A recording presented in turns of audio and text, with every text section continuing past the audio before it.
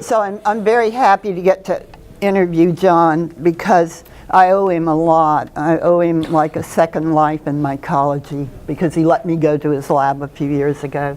But anyway, I'd like to start out by asking you about your family. Did your family have an academic background or a mycological interest? Or? Okay, so neither. My family, my parents and the parents of my wife, Delia, grew up on farms. Mm-hmm. So they're the generation that left the farm and came to the city. Neither of them, none of them had more than a high school education. Although they had good high school educations, probably equivalent to a community college today. Mm-hmm. And they, my mother grew up on a wheat farm in Nebraska. My wife's mother on a apple farm in New York. Her father was on a cotton farm in Louisiana, and my dad on a homestead in Idaho. And that his mother, my grandmother, traveled in a covered wagon from Texas to Idaho. So I have an interesting background. But I grew up in Los Angeles, in a highly urbanized area. Mm-hmm. And I was not drawn to fungi. Some mycologists start out with an interest in fungi very early on. I didn't become interested in fungi until I was a senior at UC Berkeley, and I did a senior project with a very charismatic mycologist, Ralph Emerson. And that got me interested. That made me think mycology was a possibility. I was more interested at that point in plants. Mm-hmm. But I had started university with an interest in chemistry from high school, and I didn't have a good biology course in high school. He was a retired military man, and it was not a very interesting biology course. But chemistry and physics were really interesting. I got to Berkeley, took chemistry, did well, but I didn't like it. So I looked for the major with the least chemistry. That was physics. So I did physics, but I wasn't very good at physics. But I worked for the Boy Scouts in the summer at a Boy Scout camp. And there was a need for somebody to teach natural history, nature merit badge. And so that got me to take a plant identification course at Berkeley to learn the plants. And that was so much fun compared to physics, which I wasn't very good at,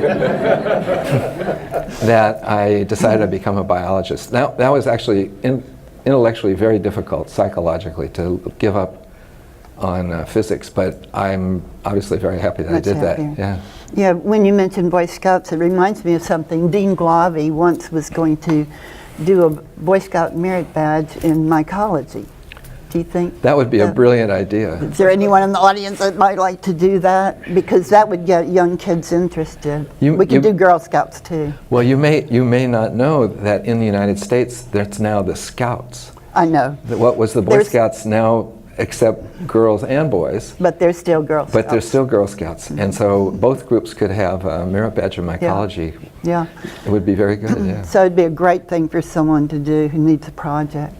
Okay, so you mentioned you did a project with Ralph Emerson. How did you come to do that? Was it a general biology course or? No, well, there was the opportunity to do a senior project, and so I read about that and I thought I should do this.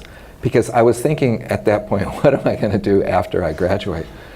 And I didn't really have any skills as a biology major. And I went to the university during the Vietnam War. And so if you stayed at university, you didn't go to war, and if you failed, you went to war. Yeah. And then that's when our grade inflation supposedly began.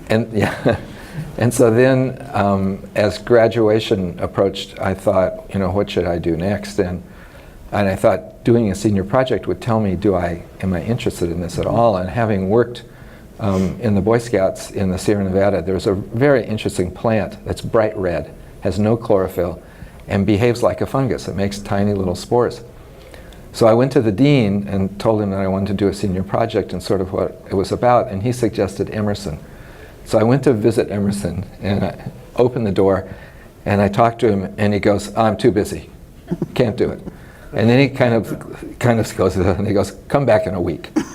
So I came back in a week, and he said he would do it, and he had a postdoc, Carolyn Tarosian, who taught me how to do mycology, how to make wax sections of this plant and look at the roots of the plant, which had a mycorrhizae.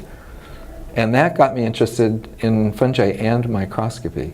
So when I went to graduate school at UC Davis, and there you got to rotate. Well, you earned a master's first, so you got to look around the department and see who to work with.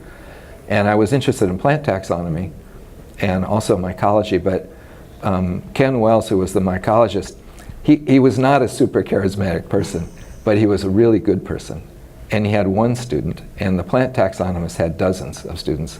So I thought, well, I'll be a mycologist because I really got along with Wells, and I'll get more attention than the plant taxonomist. But I did microscopy. Yeah. Okay, but how did you happen to go to Davis when you were at Berkeley? So I applied up and down the West Coast, and I got in to every place I applied to, probably because I had done a senior project, and had a letter from Emerson. And the last university to accept me was Davis, which at that time had a very highly ranked botany department. It had a botany department. Yeah. And they offered me the most money. So I went to Davis. He was bought. They offered a fellowship where for 2 years that you had a fellowship, and then another 2 years you taught. And also I discovered, well, I knew from having been a Boy Scout that I like to teach, and that anybody who's starting out, any training you can get talking before groups of people, if you want to be an academic, that will tell you if you want to be an academic, and I liked it, and that training was really useful when I went to Davis and was a teaching assistant. Did you meet Delia there? I met Delia at Davis. Yeah, I saw her several years before we actually met. And it took a while for us to get together, but eventually, yeah. Okay, so then we jumped to Georgia? Yeah, well then mycological congresses. I went to my first mycological congress was in Tampa, Florida. And I went there, and I was an electron microscopist. Ken Wells did electron microscopy. And he let me flounder with a snow plant project for a year before saying, this isn't working. And he had grant money to look at nuclear division in basidiomycete yeasts, which I did for my thesis. And I went to Tampa, and the great hero of mycology, Manfred Gerhardt, who was an East German electron microscopist and light microscopist, who was fantastic, was there. I got to meet him. And I met Mel Fuller. And he looked at my poster and offered me a postdoc. And this will sound crazy, but this is 1977, is that right? I think. And there were 3 opportunities for postdocs in the United States in mycology. There was Bartnicki Garcia at Riverside, who had an electron microscopist. There was George Kobayashi at Washington University in St. Louis, a medical mycologist. He wasn't interested in me. And Mel Fuller at Georgia. And so Fuller said yes, and so then Delia said, I'm not going to Georgia as your girlfriend, so we got married. And then we went to Athens, and I worked with Mel and did electron microscopy of chytrids. And this is very interesting. While there, Delia worked in a DNA lab. One of the first people to look at plant molecular development, molecular biology, Richard Meager. So I'd go there for lunch and talk to people about working with DNA. And there was another person in the genetics department, Robert Landsman, who had convinced John Avis to look at mitochondrial DNA in animals. And so I listened to him and thought, I didn't realize Avis had started that early. Yeah, that's what I thought that's the future, because I was interested in evolution. It took a year to do the electron microscopy of one fungus. And then when you were through, you compared that information to work that other people had done, and they never did it the way you did it. So it was hard to compare, I mean, people weren't doing that. And I looked at the DNA and thought, this is going to be the way. So when I got to Berkeley, it took a while, but I switched. I remember seeing the job ad, and we all wondered who in the world will be able to fill that position, because they demanded so much in the job ad. Job ads always the They middle. wanted, I think you even were supposed to do something at the botanical garden and keep the collection going, the fungal culture collection and the herbarium. Yeah, there still is a fungal collection called the Micro Garden, and Emerson started that, and it's a teaching collection.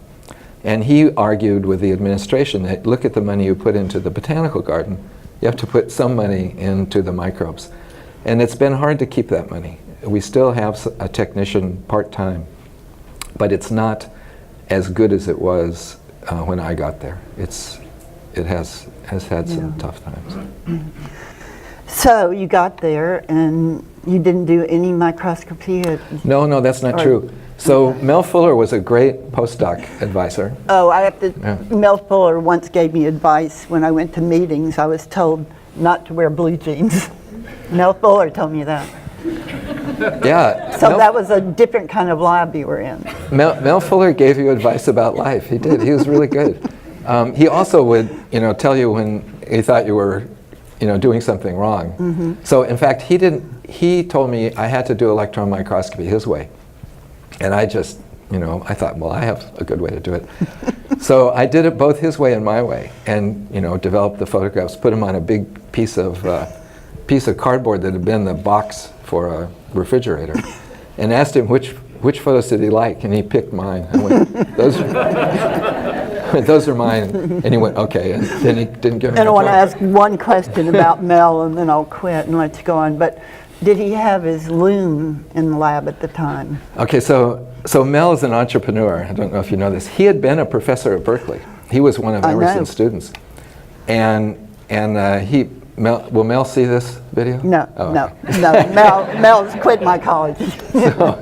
So Mel, being a Emerson student, although he was a professor, he was still Emerson's student. That's the way he felt. Yeah. So he got out of there, and he was offered a very nice job in Georgia. And he had a house on the hill in Berkeley, which he sold to an incoming faculty member. Russell. And bought a house, Russell Jones, and bought a house in Athens, Georgia, and a shop for weaving. And so he had first he bought a nursery.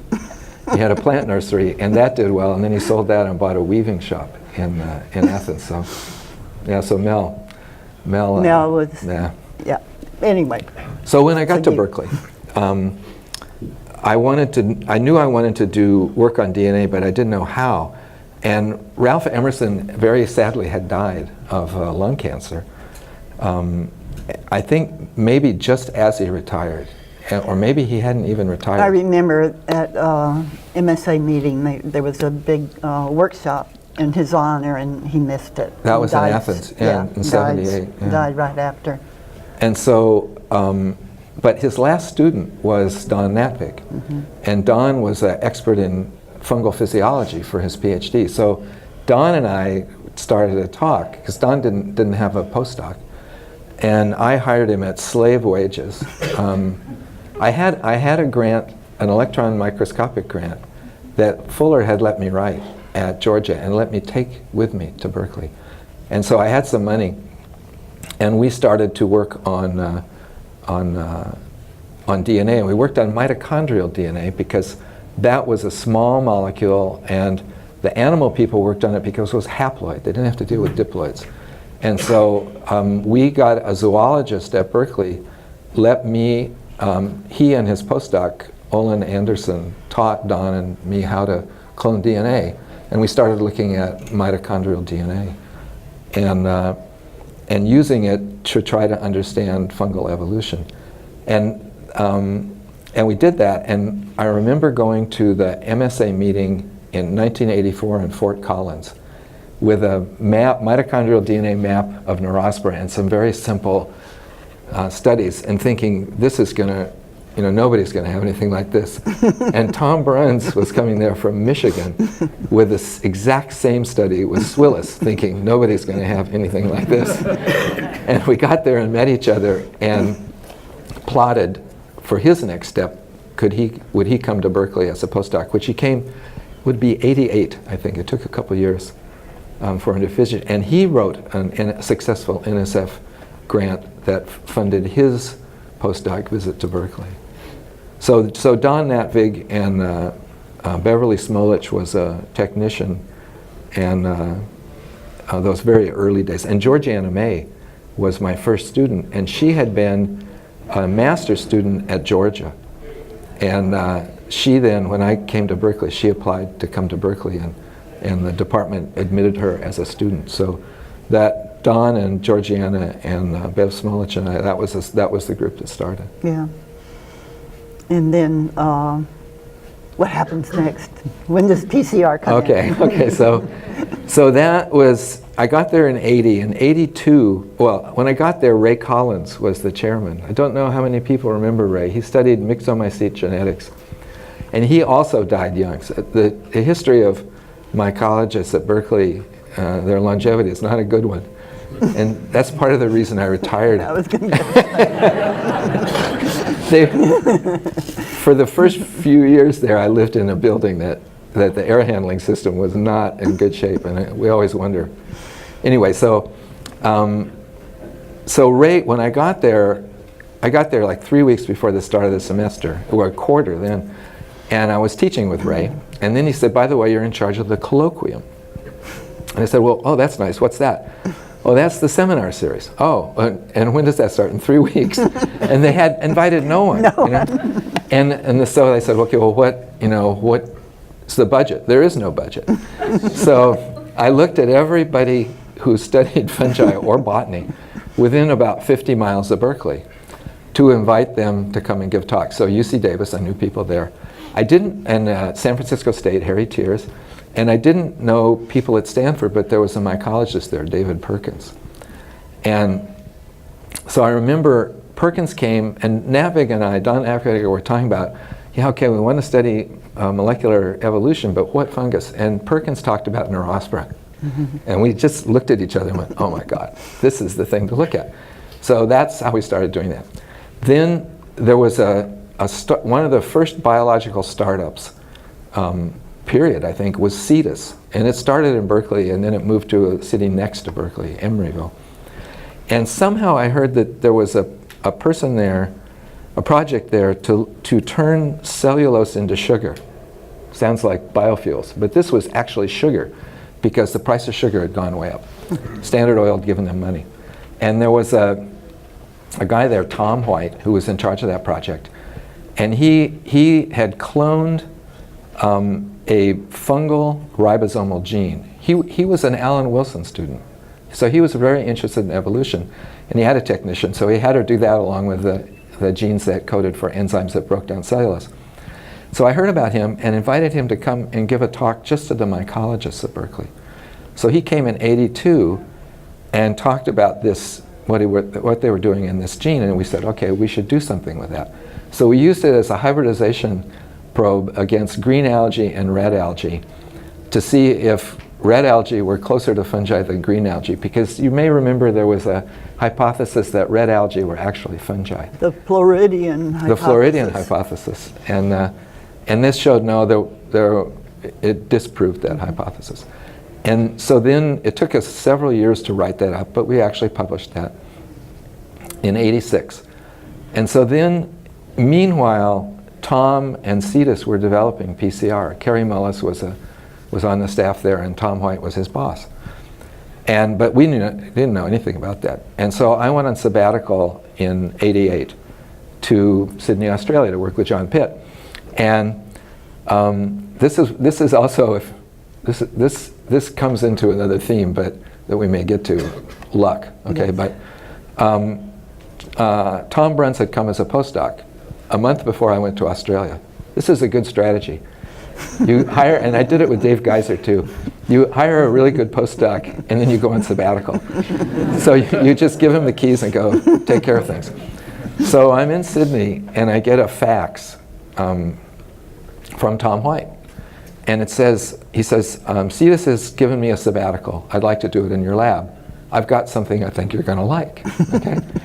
And so in Australia at that time, every person had a fax machine.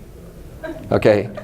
in Berkeley, the entire University of California, Berkeley had one fax machine, 3 blocks from campus down Telegraph Avenue. And so I sent a fax back to the department chairman, Russell Jones, and said, do whatever this guy wants. And then I sent one to Tom, do whatever he wants. And Tom Brent sent one back, I already have. And so then Tom White came, and this was very early days of PCR. And our machine was Steve Lee, who's a graduate student. Three heating blocks, and Steve would move the tubes between the heating blocks. I have a photograph of one of your early PCR machines. I'm not sure it ever worked, but I think you had a washing machine. There was a washing machine too, yeah. So they had washing machine valves. It was the, Higuchi Hyundai or something. And it didn't work. And we got it from Sears because it didn't work, right? But then shortly thereafter, we actually got machines. And the early machines weren't very good. You had to use a thermocouple to figure out which little spots were actually good in the machine. But then, so then we started that. And all of the work that I did from, say, getting to Berkeley in 1980 or so up to 88 or 89 when I got back from Australia, none of that has been cited much. Okay, my thesis, not cited. Postdoc, not cited. In fact, you could put all those papers together, and it's a little bit of a stretch, but you could probably put all the citations of all those papers together, and they wouldn't count for my H-index, together. But they prepared us for PCR because we knew what to do with it. Yeah. And as Pester says, chance favors the prepared mind. He really said chance favors only the prepared mind. So I think that wasn't, it was fun doing all that work. It didn't have much impact, but PCR definitely had an impact. As an aside, I lived 3 blocks from the high school where Carrie Mullis went to school. And I think in his Nobel address he said that his chemistry teacher gave them unfettered use of the chemistry lab. Yeah. Anyway. Yeah. So luck, luck plays a huge role in life in general, and certainly in looking back at my career, the luck of getting to be a Boy Scout camp counselor. The leader of that group reached out to me, and I couldn't go one year, and he pestered me to go the next year. Or Ken Wells, or Ralph Emerson. And then, the luck of my wife working in a DNA lab, and then, meeting Tom White, and him having a fight with Cetus. Cetus didn't think PCR was worth anything. And he said, no, this really is worth something. And after the sabbatical, Cetus sold the rights for PCR to Roche for $300 million, and Roche hired Tom White to run their West Coast operation. So it's a chance is a big part, and no matter what how big your ego is, you have to remember you're lucky. Chance is lucky. Mm-hmm. Well, I remember after you got all the primers done and everything and knew what you were doing, you let me go to your lab. And I was there for 6 weeks, I think. I lived in the Durant Hotel, which has now become Graduate Hotel. I think I keep getting these emails from them. Okay. But anyway, the thing about it was that you had the primers, and they weren't even published yet. So tell me about that paper. Okay, so we, you have a choice when you have something new. Hold on to it and do as much as you can, or get them out. And we voted to get them out. And that was actually Tom White. That was his mantra too. And that proved to be the right thing to do because, science is a movement, and as it's creeping forward, things hold it back. So it gets held by something. And that was something that was holding things back. And so by putting those out as fast as possible, I think Mycology really made use of molecular evolution more than many other groups, mainly because our things are so small, they didn't have many characters, and so we needed characters. But putting those out, those primers out fast was a good thing. And we let anybody who wanted to come, we would show them how to do it. And that proved to be a good strategy, I think, for the field, but also, you know, this paper was mentioned yesterday, that it's now at almost 25,000 citations. And if we'd waited, other people would have developed primers, and there would have been competing papers to cite, and it wouldn't have been cited as much. So I think it was absolutely the correct thing to do. Yeah. And also, the primers were made well. And so Tom White did the 18S primers. Tom Bruns did the ITS primers. So. And Tom at one time said, it's fast. And he wanted to call this business of collecting the ITS. He very, very early decided that would be a good molecule. Yeah. Like that. Well, we wrote a annual reviews, and if you look back at that annual review article, it was predicted pretty well how things were going to go. Yeah. So this is another thing to think about. Okay, so science is a movement. You make a big contribution, so that was a big contribution. The bigger the contribution, I think, the shorter period between your making it and somebody else would have made it if you weren't there.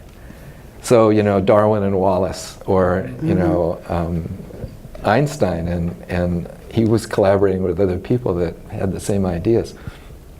So that's kind of a sobering thought.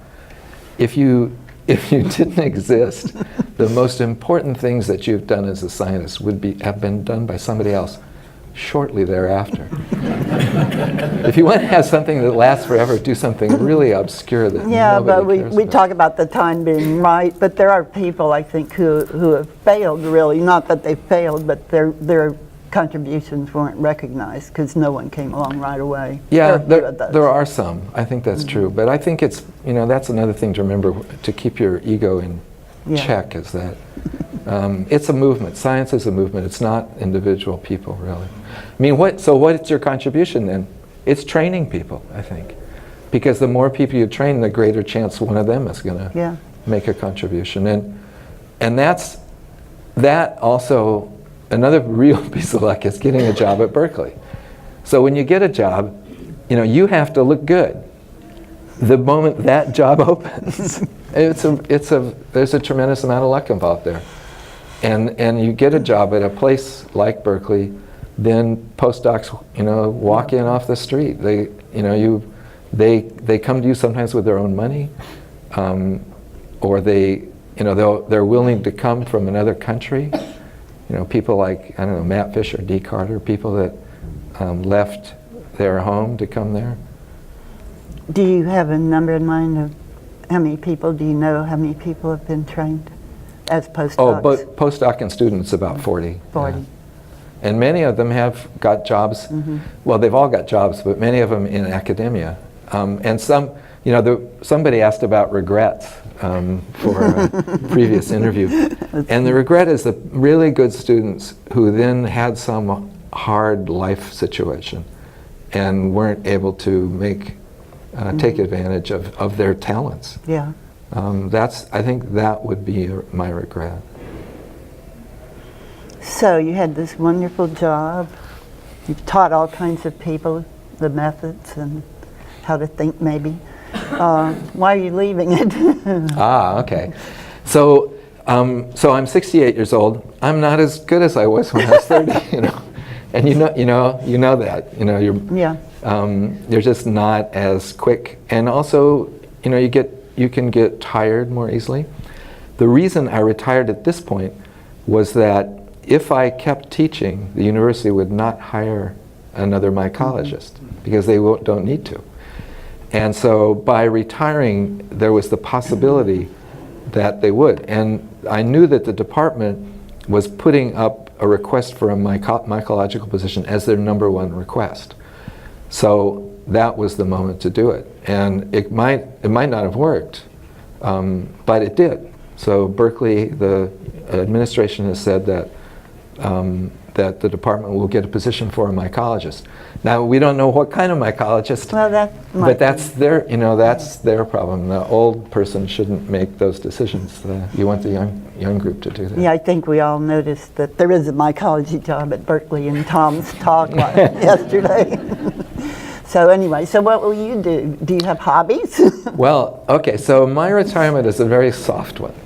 So Berkeley has a avenue called a professor of the graduate school. It used to be a professor in the graduate school, but that acronym was unfortunate. And so they changed it from PIG to POG. And so what it means is I get my office and enough lab space for my people until I don't need it. And so I have a grant from the Department of Energy looking at the ecology of sorghum plants as they go through experience drought. And I have a fantastic postdoc, Chung Gao, speaking of people who are willing to leave their country, and actually an assistant professor job, and come to Berkeley with his wife, and he's a tremendously good at statistics and computational biology, and it's a big project.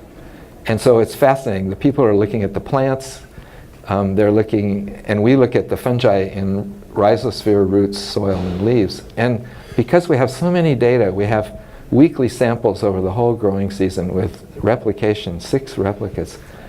So we're really going to have some really interesting ecological output from it. So that's one project. And then I have also some money from the state of California to look at a fungal disease, coccidioidomycosis. And this is another thing to think about. I've worked on Neurospora, which is, David Ketcheside is here, which is an absolute model organism. But I've also always worked on something practical, and coccidioides, the human pathogen, is a practical thing. And you would think that you would do the first work in Neurospora and then apply it to cocci, but often it's been the other way around. That the pioneering work on what's a species, or what's the reproductive mode of fungi that you can't get to mate, was done with cocci, because 2 reasons. You can get the money to work on a pathogen more than a model often. And secondly, you can get the cultures, because physicians culture the fungus from their patients. No cultures, can't do population genetics, population biology. So I've got some money with cocci, and what I'm interested in there is sampling in the environment to find out where cocci is. So for this sorghum project, I go down south of Fresno, about a 3-hour drive from Berkeley, to sample the plants. And we don't do it every week, but we go down during the summer. Cocci, I've been going down every month for a year, sampling soil, and I have air samplers out, passive air samplers. And those samples are just now going to be looked at to see about the distribution of cocci associated with small mammals. I think it's really a small mammal organism, both in the soil and the air over here. So that I'm very interested in. And I'm very interested in indoor air and asthma.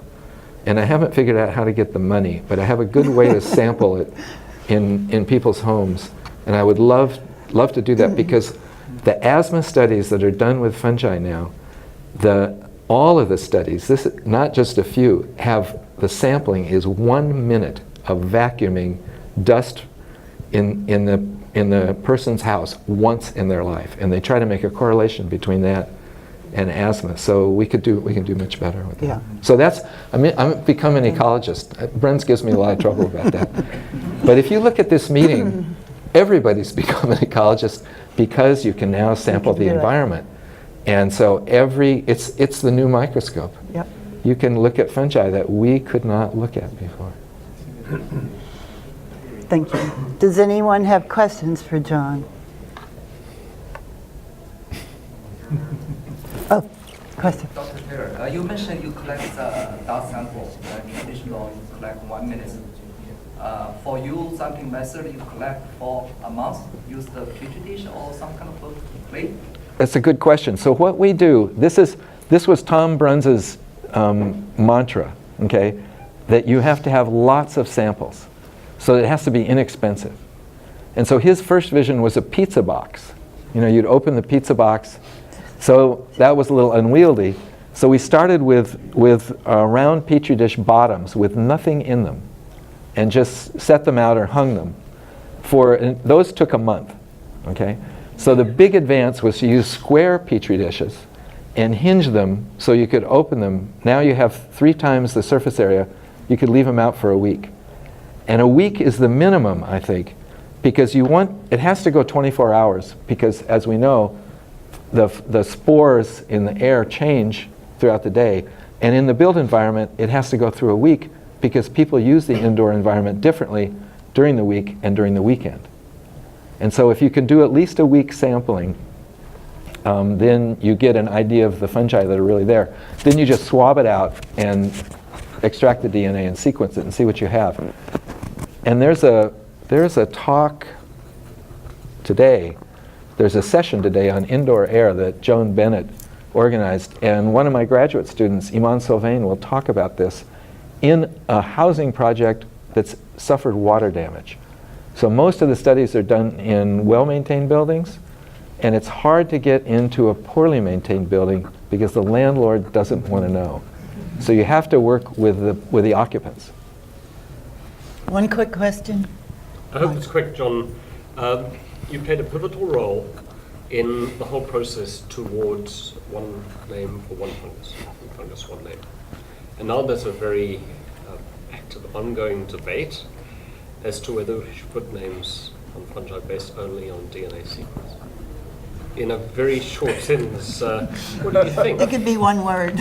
So I'm going to give a talk on that on Saturday in a session on what's a species. And so that will be the long one. But the short one is, we have to do something about that, I think, now. And looking at the history of changes in taxonomy and nomenclature, we just have to do it. And there'll be a period to figure out how to do it right, and then the code will catch up. Okay, well, thank you, John. Thank you.